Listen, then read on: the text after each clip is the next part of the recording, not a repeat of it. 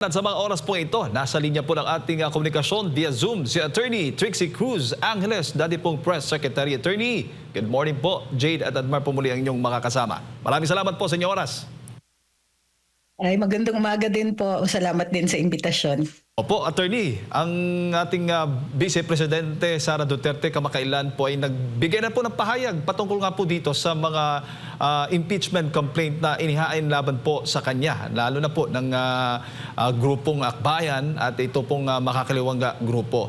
Ano ho ba ang inyong reaksyon tungkol po dito? Sabi ng Vice Presidente, baseless, walang ebidensya at pamumulitin ka lamang itong impeachment nga laban po sa kanya. Actually, matagal nang sinasabi ng ating Vice Presidente yan. Take 2 na nga po ito. Parang round 2 na ito. Hindi naman po kasi nagbago yung reklamo na inihain from last year at saka this year. So, napansin din po natin sa sariling pahayag ng mga nagreklamo o naghain ng reklamo na ito, nakikita natin o naririnig natin na ang explanation nila ay dahil daw hindi masyadong nakapag-explain si VP Inday sa kanilang mga paratang last year.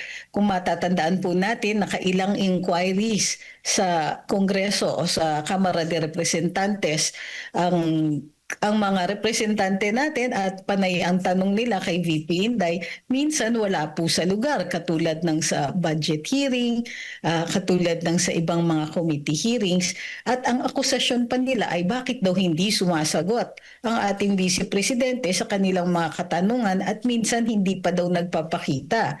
Hindi po ito umaabot sa punto na pwede ka mag-file ng isang reklamo for impeachment kung hindi ka lang masaya sa mga kasagutan ng ating Vice Presidente sa budget hearing halimbawa. So parang masyadong either hindi handa yung mga naghain ng reklamo na sumagot sa katanungan kung bakit sila naghahain ng ganito laban sa Vice Presidente, isang Vice President na napakalaki ng mandato, nakailang boto siya, 33 million votes noong 2022 elections. Pero kung siya ay tratuhin, ay minsan akala mo ay hindi, diba? Parang wala siyang mandato, parang inuutos-utusan lang ng mga nagtatanong sa kanya sa Kongreso. Bunga ito ng, alam natin na pinagplanuhan siya at yung mga inquiries, kunwari in aid of legislation last year, ay sariwa pa sa isip natin. At alam natin na ito ang talagang pinagpaplanuhan nila na maghain ng isang impeachment complaint with the end in view na matanggal siya. Unfortunately, dahil nga magaling siguro sumagot ang ating bise at saka kukonti lang talaga ang kanilang maihuhugot na facts, ganito kahina yung kaso na naihain nila. And so, we've come full circle. Eto na naman po tayo, same complaint, same faces, walang pinagbago. And hanggang ngayon, hindi pa rin nakakapagbigay ng mas mabigat na dahilan sa pagfa-file ng ganitong kaso. Opo. Attorney, ano sa tingin po ninyo yung sabi mo nga, take 2 na ito at lagi na itong sinasabi ng Vice Presidente. Anong sa tingin mo ang nag-trigger sa Vice President na magsalita? Lumabas na dahil nakikita natin usually yung tagapagsalita niya, ang legal counsel niya sa impeachment na si Attorney Michael Poa yung nagsasalita, sumasagot po doon sa mga reklamo o yung mga akusasyon laban po sa Vice Presidente. Ang ginagawa ng ating vice ay fini-frame niya yung konteksto at saka itong reklamo sa impeachment. Nilalagay niya sa tamang konteksto para makikita natin. Ito'y aksaya ng oras, aksaya ng resources at maliwanag na hindi public interest ang pinupuntirya. So para lang hindi malingat sa isipan at sa paniningin ng mga tao ang tunay na dahilan kung bakit inihain ito. Alam niyo naman, matatamis rin minsan ang salita ng mga taong naghahain, parang pinalalabas na ito para sa katarungan, for accountability, for transparency. Very transparent naman kung ano talaga ang tunay nilang bakay. Opo, Attorney, sa tingin po ninyo, may legal na batayan ba itong paratang sa impeachment complaint, lalo na po doon sa issue kay itong Mary Grace Piatos? Uulitin natin, medyo nakakabahala na ang mga makakaliwang grupo ang naghain ng isang reklamo na nagde-demand na mag-release ng impormasyon na normally talagang itinatago for national security. Uulitin ko, ang sa saligang batas, ang binabasa natin diyan ay talagang required ang transparency for accountability ng mga public officials. Ngunit may mga exceptions ito at ang isang exception diyan ay national security concerns. Hindi mawawala sa isip ng ordinaryong mamamayan ang relasyon ng mga naghain dito sa mga grupo na designated terrorist groups. At nakakabahala na sila yung nagde-demand ng pagre-reveal o paglalabas ng mga confidential matters na maaaring makapagpeligro sa buhay ng mga confidential agents or informants or makakapeligro sa mga operasyon na intended na protektahan ang seguridad ng bayan. So, hindi, kumbaga, may transparency at work dito, pero ang transparency na nakikita natin ay dun sa intensyon ng mga nag-file ng reklamo. Opo. Kaugnay pa rin po dyan sa impeachment complaint nga na tinutukoy ng Vice Presidente. Papaano po niyo ikokomento naman itong sinasabi nga ng Vice Presidente na ang investigation in aid of legislation noong 19th Congress ay isang fishing expedition?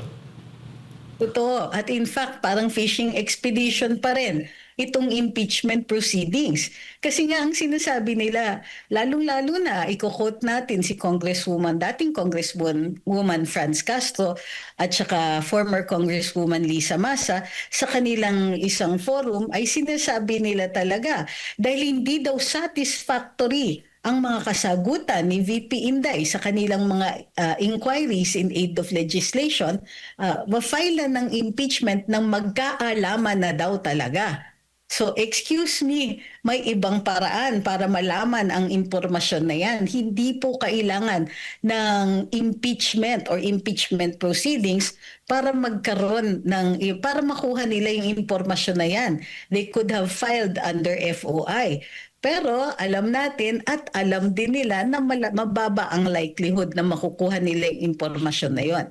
Pero hindi lang po yun ang hinahabol nila. Alam natin na hindi pa rin nila binabago yung ibang posibleng hindi nila binabago yung ibang mga paratang, including but not limited to yung mga akusasyon sa kanya nung hindi pa siya vice-presidente with the intention of opening up or kukuha sila ng isang order para mabuksan ang mga bank accounts. Very transparent din ang intention na ganito dahil parang last year pa yan at ang driving force niyan ay walang iba kundi si dating Senador Antonio Trillanes.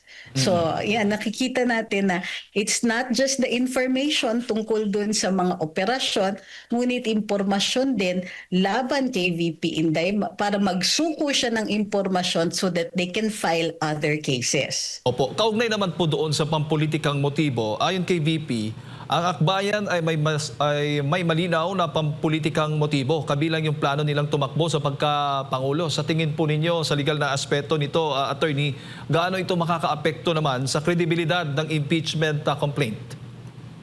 Well, last year pa rin naman yan at alam natin na kaya yan ini-endorso ng marami sa mga opisyales ng administrasyon na ito ay nababahala sila sa lakas ng popularidad ni VP Inday na actually since 2022 pa. In fact, kaya siya binoto ng mga tao with the end in view na siya ang susunod na Pangulo. Whether it is inadvertent dahil may posibleng mangyari or dahil sa 2028 siya naman po, it is her turn. So, kumbaga, mababa na ang kredibilidad since last year. Ang tawag dyan in English, naked ambition. Kasi lahat ginagawa nila at in fact hindi nga sila sumunod sa mga patakaran sa ating saligang batas tulad ng due process sa kanilang kagustuhan at gigil na matanggal from the running itong ang ating Vice Presidente for 2028. Mm-mm. At maaari ba itong matawag o maituring, attorney, na isang harassment o pang-abuso tulad nga ng sabi ng Vice Presidente sa proseso, yung pagsasampa po ng impeachment complaint kung may political bias na itong mga nag-endorso nito? Well, ang tawag dyan ay abuse of right. Just because they can doesn't mean they should. So halimbawa, alam natin na karapatan o mandato ng lehislatura ang magpasimuno at saka mag-file ng impeachment complaint. Ngunit kailangan mayroong pundasyon ito, may violation ng batas o mayroong act na napakasama kahit hindi man lang siya umangat to the level of a crime, pero dapat napakasama ng ginawa ng nasasakdal para humarap siya sa isang impeachment at para matanggal sa pwesto ang isang taong may hawak na napakalaking mandato. Gayunpaman, ginagawa pa rin nila kahit marami o tingin ko mayorya ng mga nanonood at sumusubaybay dito ay hindi naniniwalang may tunay ngang nagawa ang ating Vice Presidente to merit such an action. Opo, ganito ho ba talaga ang nature ng impeachment, attorney? Talagang may halong ginagawang sandata yung politika?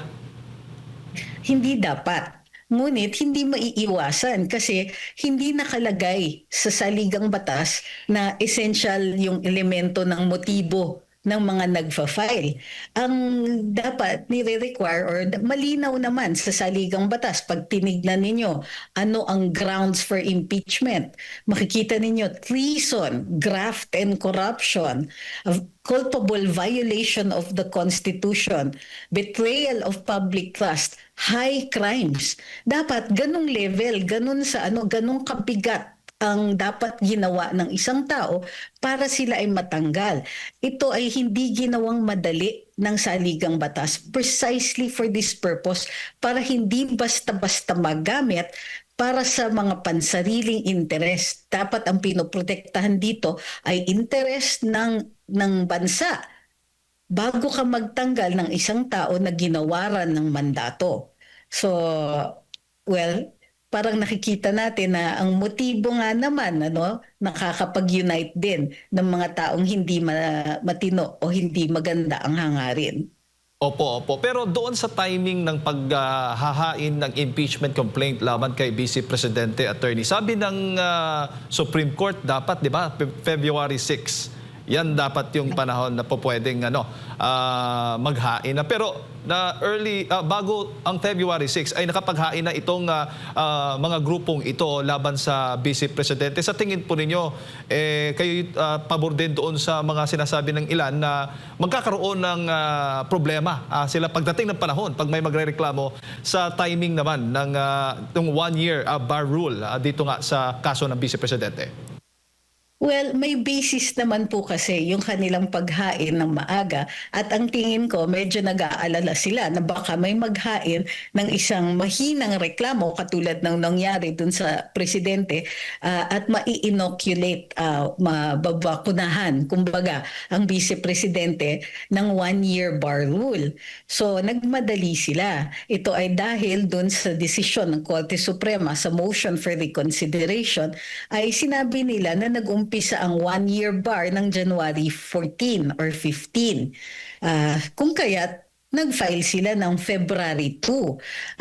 Ang tingin ko, binabalanse nila at sa tansya nila, ano yung worst na mangyayari. Posibleng i-reject either ng plenaryo o ng Committee on Justice yung premature na paghain, i-uphold yung original decision ng Korte Suprema. Posibleng sabihin nila, premature, i-refile nyo na lang uli. Or pwede ring sabihin, premature, hindi sang-ayon sa rules, mag-uumpisa ang one-year bar rule. So those are the two things na posibleng mangyari. Either way, kung sa worst case scenario, baka umakyat sila sa Korte Suprema para i-clarify kung ano talaga ang nararapat na date. Pero ang tingin ko dyan is, ang tingin ng mga naghain ay minimal yung risk sa pag-file ng February 2. Mataas ang risk kung nag-intay sila ng February 6. Opo, bago ko ulit pasok kay partner Admar, attorney, may bias ho ba sa tingin po ninyo yung pagtrato ng HOR dito nga sa impeachment complaint laban kay VP Sara Duterte at doon kay Pangulong Bongbong Marcos Jr.? Well, ang tingin ko dyan, it is a difference of motivations. Kasi doon sa reklamo na inihain kay Pangulong Marcos, ang motivation ng ilang mga kongresista or yung mga lalong-lalo na yung mga nakaupo sa Committee on Justice ay protektahan ang Pangulo. Samantalang wala tayo pang nakikita o nadidinig sa mga pahayag ng ilang mga representante na ganito din yung intention nila sa ating Vice Presidente. Bukod pa dyan, yung kanilang reaksyon sa desisyon ng Korte Suprema ay nahahalata yung tila may konti bang pikon na natalo sila doon sa reklamo o doon sa inihain sa petition for certiorari and prohibition doon na inihain sa Korte Suprema, yung fact na kinailangan ni pang i-refile yung reklamo ni VP Inday ay nakita natin hindi maganda ang pagtanggap ng ilang mga representante at tila may maktol doon sa desisyon, lalong-lalo na may ilang nagsasabi sa kanila.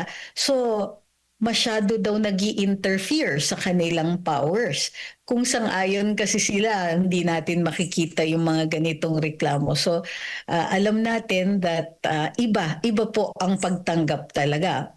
Could we call it bias? Hindi ako sure kasi political ito eh. This is a political process at alam natin na ang politics natin ay may killing talaga depending on the person that you're talking to. So primarily, may motivation talaga towards their own parties and their own interests ang ating mga politicians. So hindi yan nakakagulat, nor is it illegal. Prof, magandang umaga. Si Admar po ito. No? Napag-uusapan yung si Mary Grace Piatos. Nakikita niyo po ba na obligado yung ibang ahensya ng gobyerno, lalo na yung may mga confidential fund din, na magdepensa? Kasi mauungkat yung sistema ng paggamit ng confidential fund. Nandyan yung Office of the President, yung DILG, DND, sa panig naman ng militar and pambansang pulisya, intelligence funds naman yung tawag nila. Nakikita niyo po ba na dapat magsalita or madadamay din sila kung hindi rin sila magsasalita, maaring magiging kasangkapan ito, lalo na ang mga nanguna dito sa pagpapa-impeach nga ay mga makakaliwang grupo, magiging kasangkapan nila para mapuna yung intelligence or confidential fund ng gobyerno. Yun nga po yung danger. Bukas na bukas, kung itong impeachment ay magbunga ng maganda para dun sa mga naghain nito, posibleng maka-establish ng president kahit man lang impeachment proceedings, na makakuha sila ng impormasyon na normally protektado ng Estado because it also is supposed to protect the state. Yung mga intel funds na yan at saka confidential funds, they are secret for a reason, to protect people. Sinabi nga dun sa isang forum ni dating Congressman Mike Defensor na mayroong instance pa nga in one case nung speaker daw si Jose de Venecia na mayroong pagkakataon na mayroong pinilit na impormasyon na ganon at hindi po maganda yung naging resulta na ilagay sa panganib yung mga taong involved sa operasyon na yon. So, there is a reason for this. Unfortunately, kapag pumasok na ang partisan politics, lalong-lalo na against a person na talagang maglalagay sa peligro ng mga ambisyon ng ilang mga leaders natin, then reason goes out the window. Unfortunately, ang peligro nito is more widespread and far-reaching than they're allowing us to see. Opo, kasi katakataka, medyo tahimik din, lalo na yung Office of the President. Bakit hindi sila nagdedepensa kahit generic na lang na kasi hindi lang naman yung OVP yung mayroong ganyan. Paano siya ginamit? Considering during that time, co-chairman ata si Vice President Sara Duterte sa NTF LCAC at ang matatamaan nito yung CPP, NPA, NDF na sinasabi niya may kumikiling dito, yung mga makakaliwang grupo. So kumbaga nakikita nyo rin po ba na dapat maglabas din sila ng statement patungkol lang sa confidential fund or alam mo na talagang dahil pabor din sa kanila kaya hinahayaan na lang nila ang OVP? Actually, ang nakikita natin dito ay walang lumalabas na policy statement. Kumbaga, dahil ito ay impeachment at posibleng hindi magdulot ng president para sa kanila kasi hindi siya judicial, ano? Hindi ito, kumbaga mababa yung possibility na aakyat sa Korte Suprema on the merits ito. Ang nakikita ko ay matindi ang kakulangan. Kumbaga, tumataginting ang katahimikan dito na wala silang policy statement pagdating dito sa paglilinaw ng confidential funds.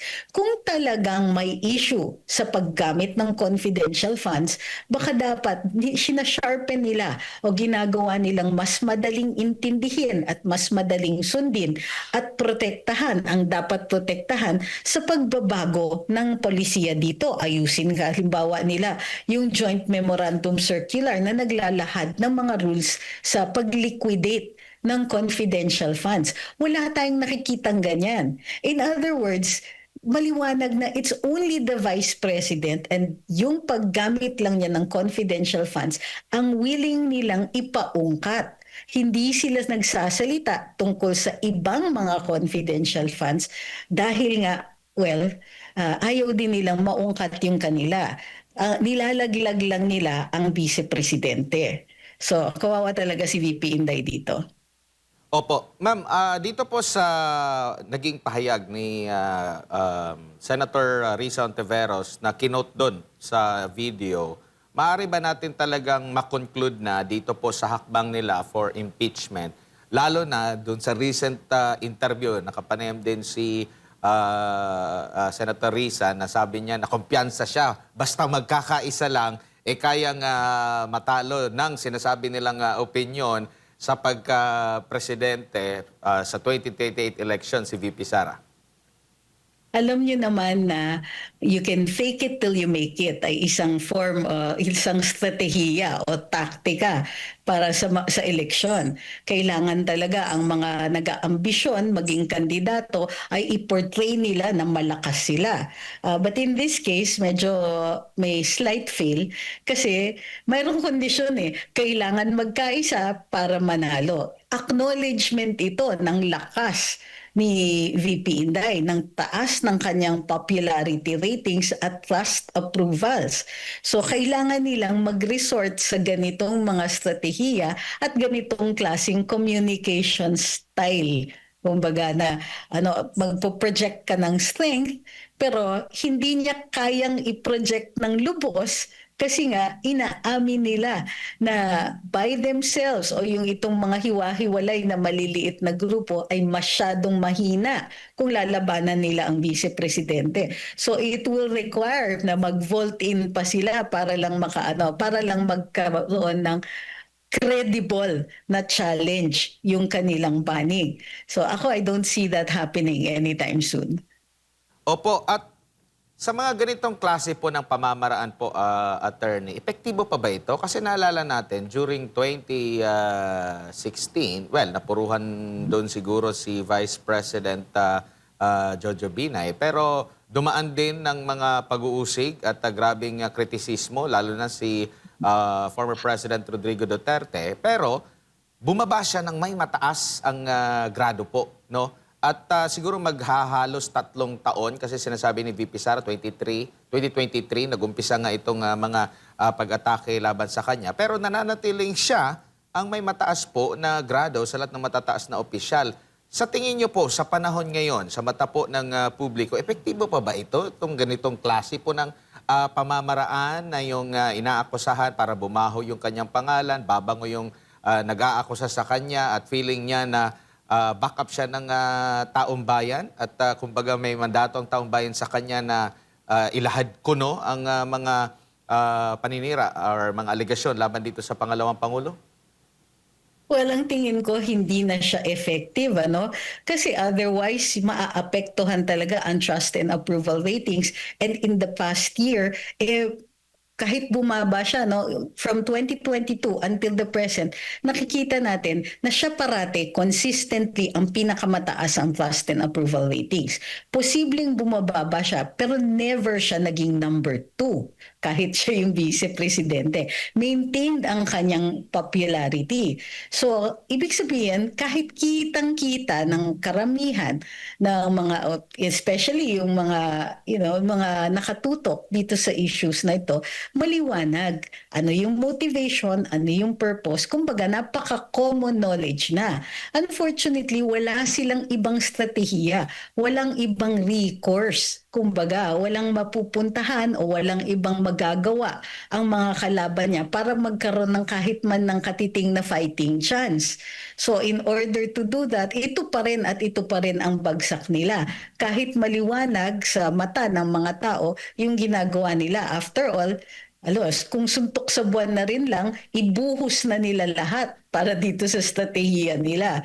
Unfortunately, feeling ko baka hindi sila pa rin,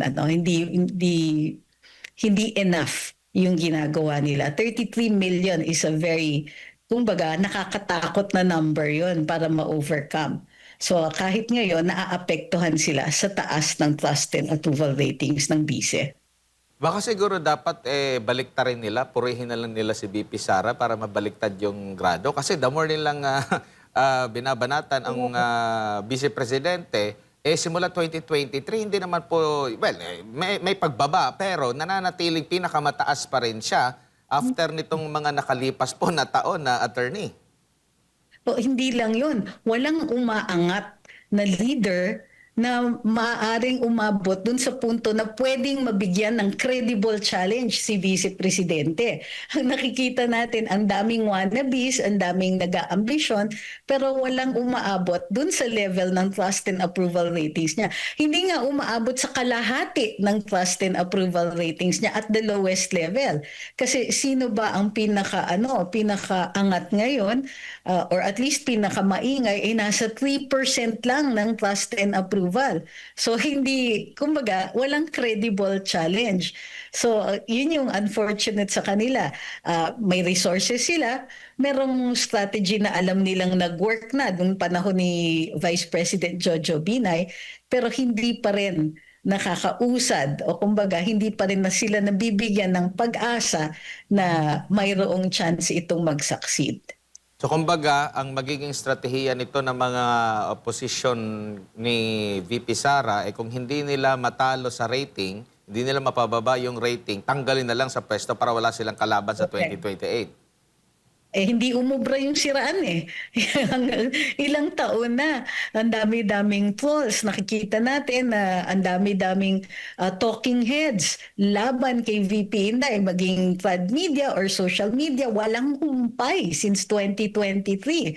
Pero hanggang ngayon, siya pa rin ang leading in trust and approval at hanggang ngayon walang umaangat na leader na pwedeng magbigay ng challenge sa kanya. Wala pa rin talaga.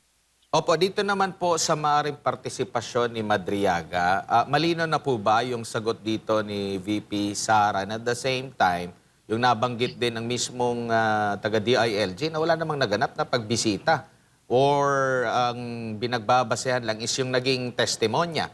Kung ganito po yung magiging basihan, bakit naman hindi rin sineryoso yung testimonya ni Gutesa, yung testimonya ang mga pahayag ni Congressman Zaldico at iba pang mga nagpapahayag, yung mga sinasabi ni Congressman Kiko Barzaga, ni Congressman Leandro Leviste, paglaban sa gobyerno parang medyo matamlay sila pero paglaban sa mga Duterte medyo aktibo po sila, attorney. Bakit kaya?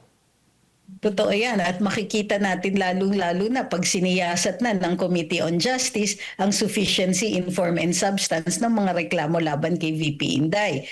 Kung ang reasoning nila dito sa sufficiency in substance kay Pangulong Marcos, siniyasat nila at pumasok sila sa merito o bigat ng ebidensya, so to speak, laban kay Pangulo, yung standards ngayon na inimpose nila doon sa pagsisiyasat nila ay i-expect na rin ng publiko pagdating dito kay Vice Presidente. Pero more than that, hindi rin kailangan i-compare. Kasi on its own, masyadong mahina yung mga alegasyon ni Madriaga. Hindi natin nakikita na may sustansya ito o suportado ito ng ibang ebidensya since wala namang naipapakita na ebidensya na nagkaharap yung dalawang yon, kahit man lang ba yung enough for probable cause, 'di ba? On its own, napakahina ng alegasyon. Ganito 'yon the more extravagant the accusation, mas mabigat dapat ang kaakibat na ebidensya na i-demand sa iyo. So dito ang sinasabi ay dumalaw pa daw si VP Inday, magkakilala sila ng matagal na, may mga inutos sa kanya kahit hindi nga napapatunayan kung ganong katagal na sila at kung ganong kalalim ang pagkakakilala ni Madriaga dito kay Vice Presidente. So wala tayong nakikita na inilalabas nila na sufficient evidence para man lang makaabot sa punto na may probable cause. Wala nga sa punto ng reasonable evidence Wala nga sa punto na na maaaring i-stretch yung imagination mo para maisip na totoo ang sinasabi ni Mr. Madriaga. So, ang demands ng ebidensya dito mataas. So, kung yung ebidensya na similar dito kay Pangulong Marcos, pero tingin ko mas may bigat Kasi halimbawa, may akusasyon si Senadora Amy, mayroong mga public statements already made against the President dun sa ilang larangan sa mga reklamo sa kanya. Dito, there's one single statement, walang support, walang objective evidence tulad ng mga logs, walang eyewitnesses na nagkaharap yung dalawa at wala ring patunay na andun ang presidente at o ang vice president at all sa na nakausap ito ni Madriaga. So unfortunately nga dahil hindi nga pareho yung bigat, mas marireveal ngayon ang motibo ng Kamara de Representantes kung bibigyan nila ng bigat yung mga ganitong aligasyon na napakahina. Opo, may iba lang po ako ng topic ko po, attorney. Dito naman po tayo sa mataas na kapulungan ng Kongreso po. Ang Senado po ay napaugong last week, no, na magkakaroon daw ng pagbabago, which is hindi naman itinatanggi ng liderato ng Senate na yung pagtatangka na agapan daw nila. Yun yung kanilang termino. At iba-iba yung minsan yung mga pahayag nila minsan conflicting, no? May pahayag din itong si Senador Loren Legardo, wala namang gano'n na pag-uusapan. Yung isa sabi power sharing, term sharing. Yung isa naman sabi naman na walang gano'n, parang gusto lang nila na sa 20th Congress mayroong at least siguro mga ilang buwan na mauupo. Pero yun nga itinatanggi. Ano po ang masasabi niyo po ukol dito sa mga ganito po? Na sa rami-rami ng ating mga problema po ngayon sa ating bansa, merong ganito. Tapos, in relation din siguro doon sa naging draft report, no, na maraming matatamaan na mga incumbent na mga senador, pero may pahayag recently din bago si Senador Ping Lacson na medyo absuelto dito ang Pangulo.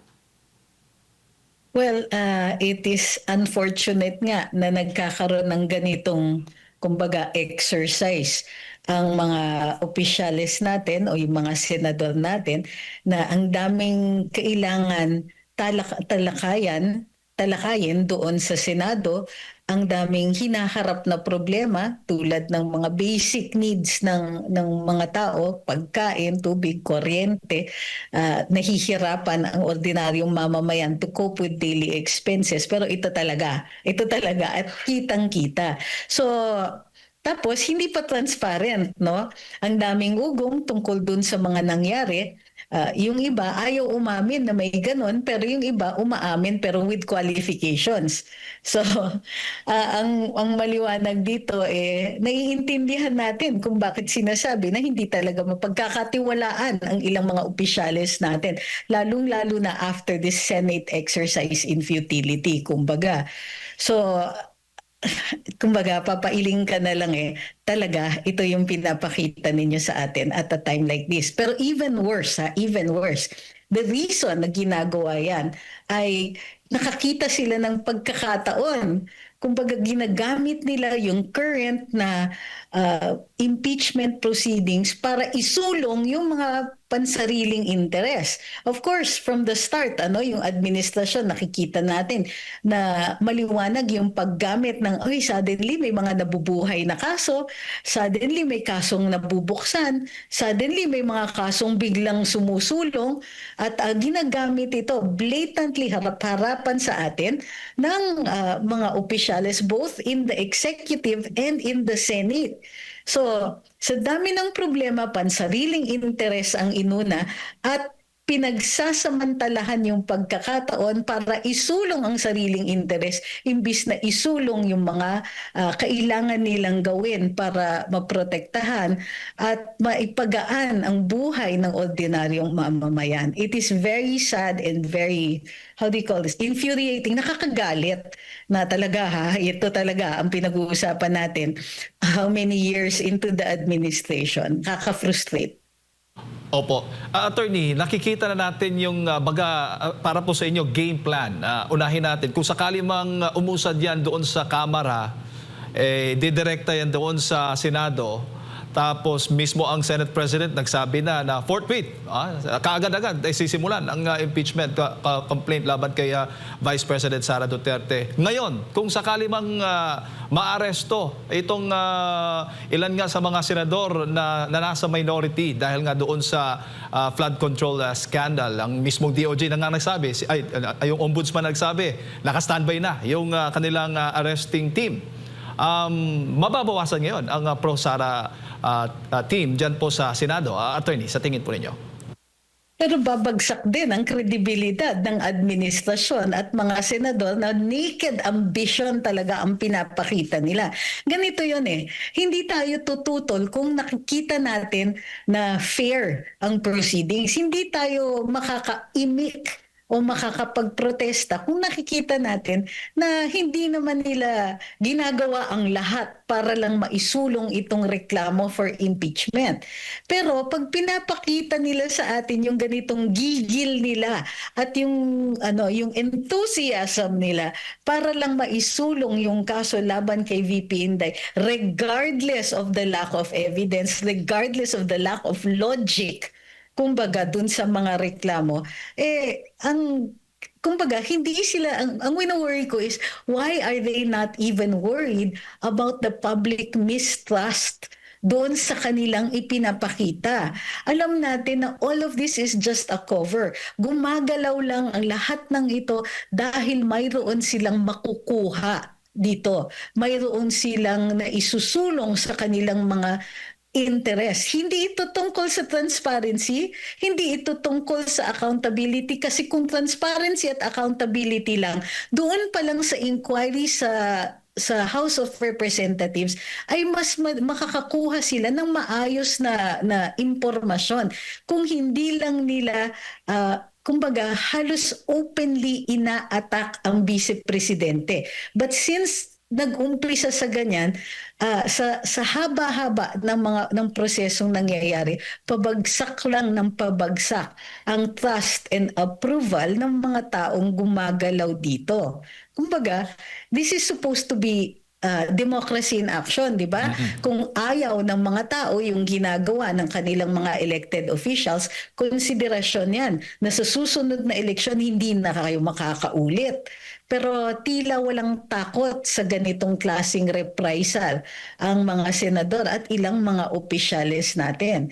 So yes, posibleng makuha nila yung gusto nila, but hindi nila magagawa ito with any measure of credibility kung dahas at unfairness ang pinapakita nila, hindi kitang-kita yan ng mga taong nanonood. Hindi nila maitago at may repercussions yan sa 2028 elections no matter how this goes. Opo, at yan din ho ba ang sa tingin po ninyo ang naiisip, tinitimbang-timbang ngayon ng ilang mga senador na hindi po lumagda doon sa nag-leak na document ng draft report kaugnay nga po dito sa investigasyon ng Senate Blue Ribbon Committee doon sa flood control scandal?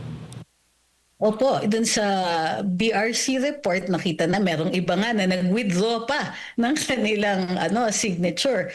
Alam nyo, historical document kasi yan eh. At the end of the day, future generations ay makakabasa nito at makikita ang konteksto ng mga ng Blue Ribbon Committee hearing na yan. Makikita din later on, magagamit ito bilang konteksto dito sa impeachment attempt kay VP Inday. Kumbaga, this is objective evidence na nagpapatunay na mayroong ganitong napaka-irrational na report na lumalabas, napakakulang, na may killing, kitang-kita na na pati yung manner kung paano ginawa yung inquiry na ito, supposedly nga in aid of legislation, pero ang nakikita natin dito ay in aid of protecting certain people from accountability dito sa flood control scandal.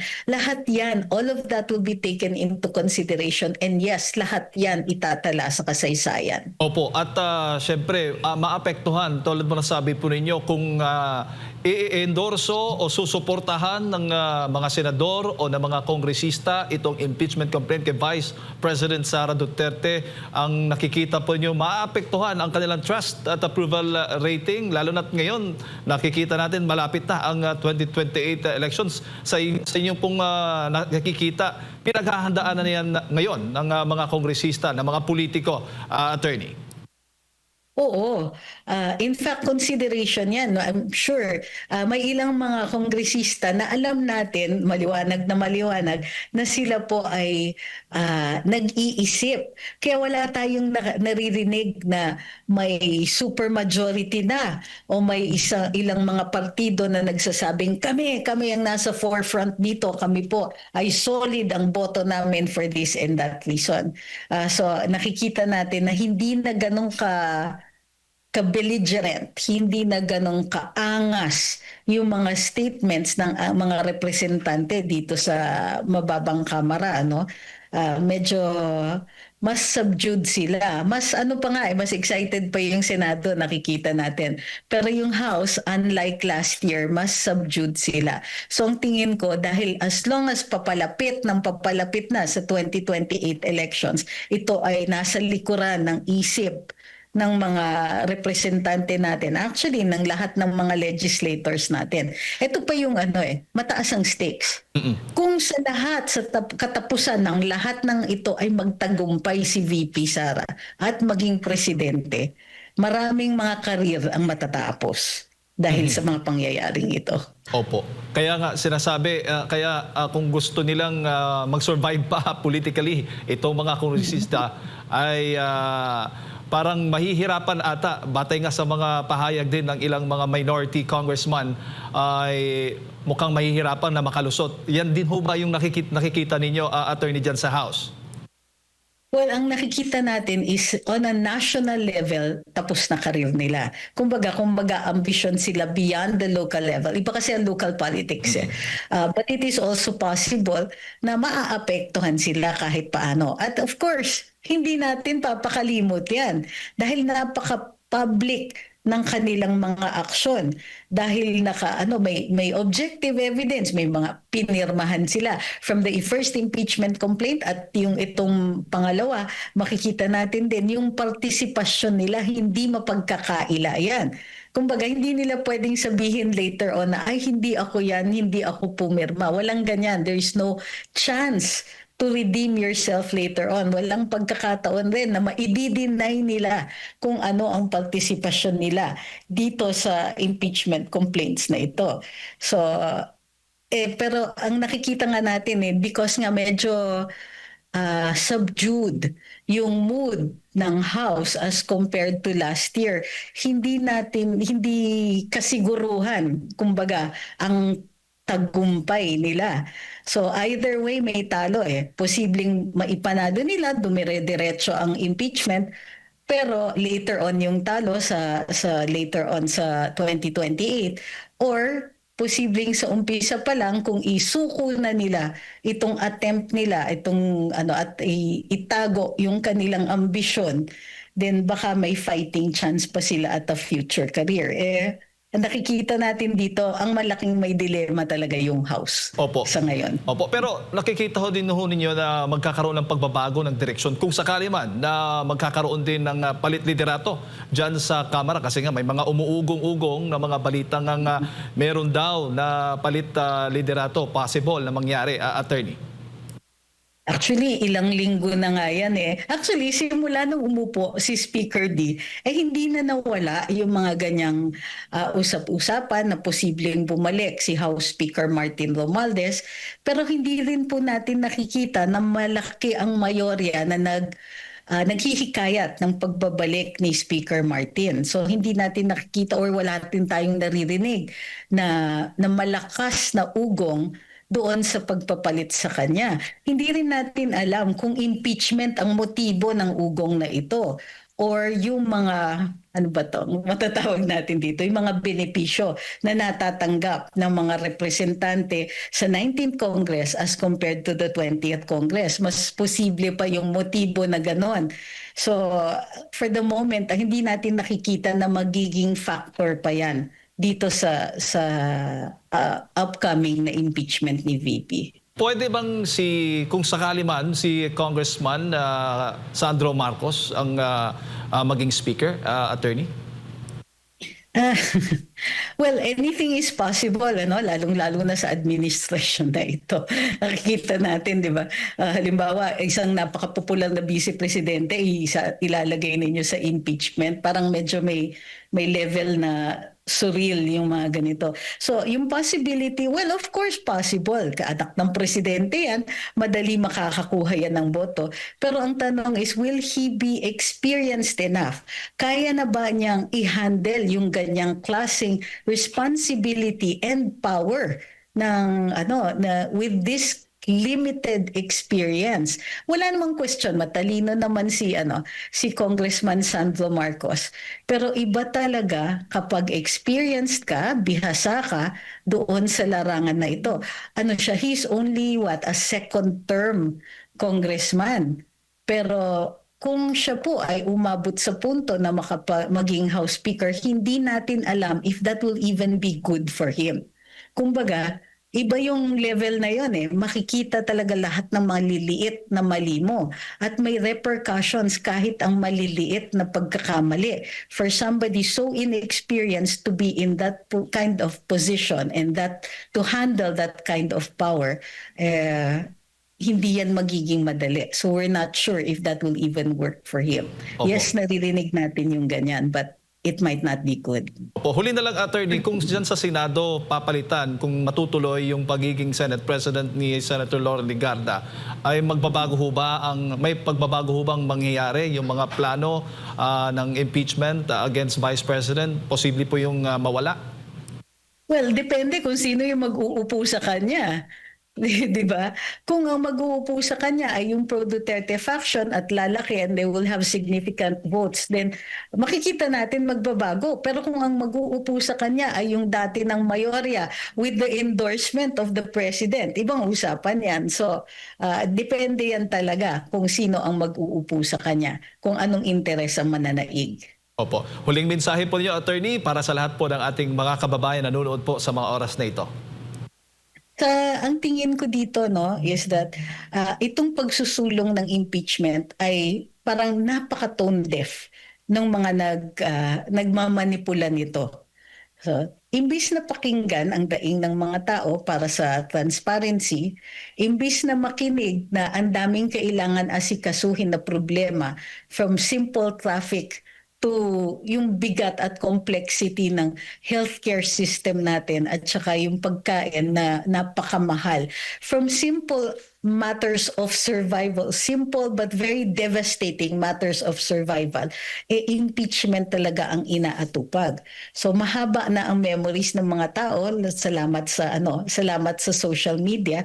Ito po ay magkakaroon ng repercussions sa 2028 elections. Kumbaga, baka sa kanaisan ng ilang mga opisyal natin na mai-prevent ang isang vice president na maging presidente, si VP Inday na maging presidente, sa gigil nila na ma-avoid yung gano'n na outcome, baka sa kakagawa nila ng ganito ay mas secure pa nila, maging sigurado ang liderato ng isang Sara Duterte sa 2028. So dapat maingat sa kanilang actions at dun sa kanilang projections ang mga nagmamanipula o ang mga forces sa likuran ng impeachment complaints na ito. Alright. Attorney, maraming salamat po sa inyong oras at sa pagbibigay po niyo ng impormasyon ngayong umaga. Sa ulitin po. Maraming salamat po. Good morning. Ayun mga kababayan, si Attorney Trixie Cruz Angeles, dati pong Press Secretary, ang ating pong nakasama, napakinggan po ngayong umaga. Kaugnay nga po dito sa issue ng impeachment complaints laban kay Vice President Sara Duterte, maging kay Pangulong Bongbong Marcos Jr. at maging doon po sa issue ng umano'y palit liderato dyan sa Senado at umuugong nga mga balita dyan po sa Kamara, mga kapartners.